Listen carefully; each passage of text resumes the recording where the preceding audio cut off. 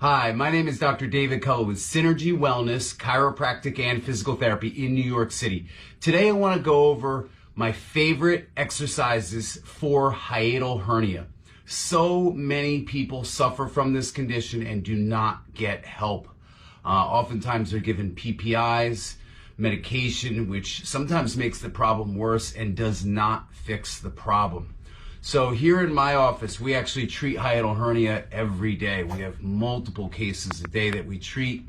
And not only do we put them on some supplementation in some cases, we also do a hiatal hernia maneuver to try to pull the esophagus and the stomach down from the diaphragm.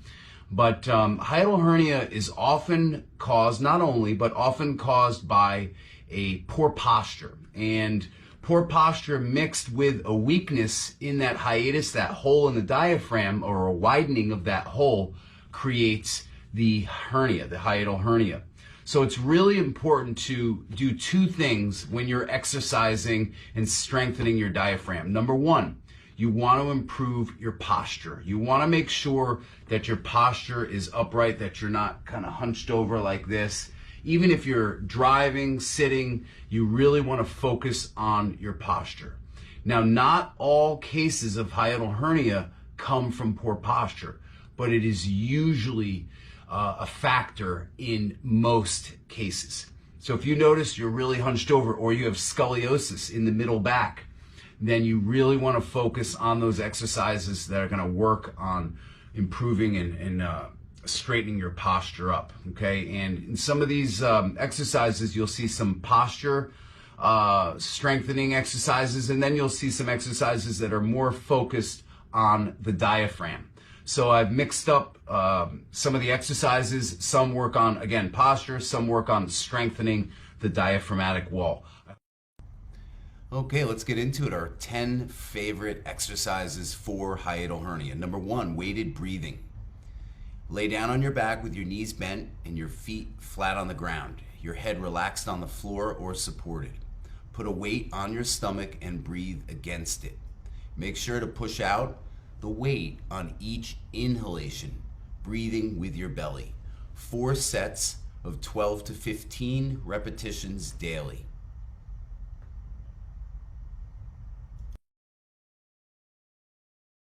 And number 2, one of my favorites, side expansion breathing. In standing position, put a belt around your stomach. When you inhale, breathe against the belt.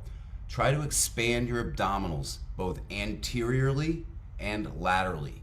Make sure to push out sideways against the belt with each inhalation, breathing with your belly again.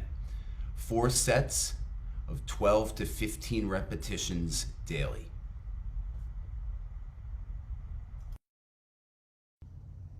And exercise number 3, diaphragmatic breathing, retraining with alternate leg extension.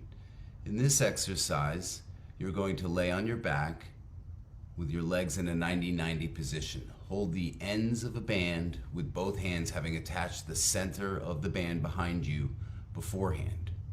Pull the band slightly to engage your abdominals and to lock the rib cage in a good position. Inhale through the nose, exhale fully through the mouth, and fully extend one leg through the heel. Hold the exhale for a few seconds and bring the leg back to center. In the starting position, inhale and exhale, extending the other leg on the exhale. Make sure that your lower back stays flat against the floor during the leg extension. 4 sets of 12 to 15 repetitions daily would be perfect.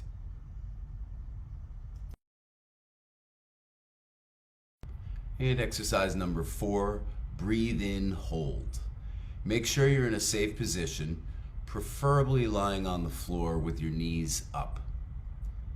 Take a big, deep diaphragmatic breath and hold it for as long as possible. It can be beneficial to time your breath and hold it. Do 4 sets of 12 repetitions daily. And this will help to strengthen your diaphragmatic wall.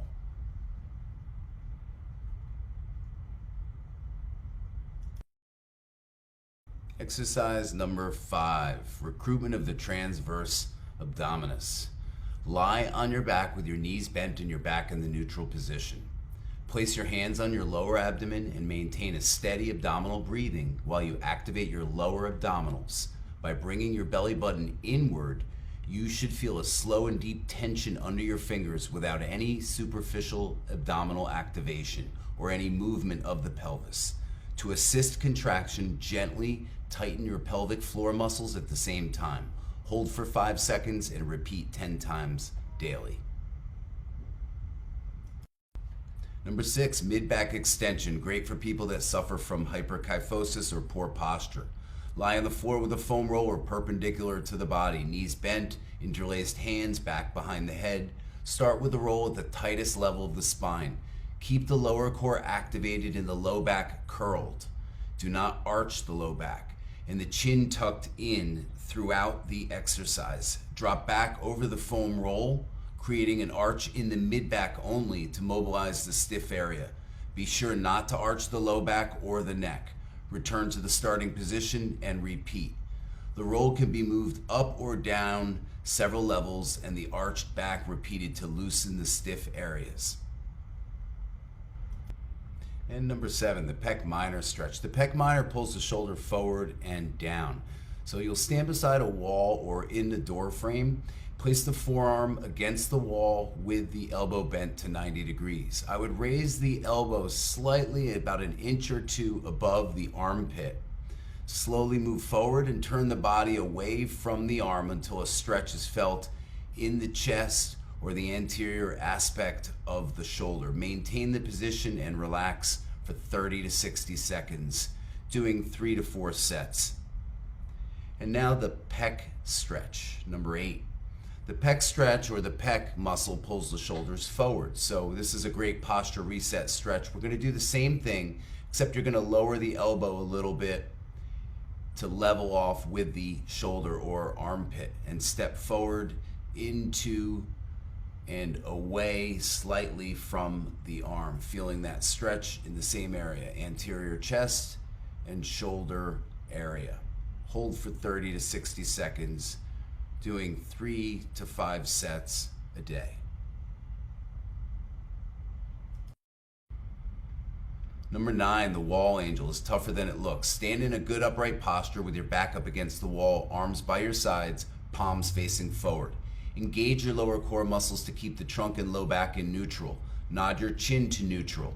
Maintain this position throughout the exercise. Slowly and under control, lift both arms out sideways and up toward your head, as you see here. Then back down again, making sure everything is touching the wall, your elbows, your wrists, your shoulders, head, back, and heels. Repeat 10 times for 2 to 3 sets. And last but not least, number 10, ab and hip flexor release.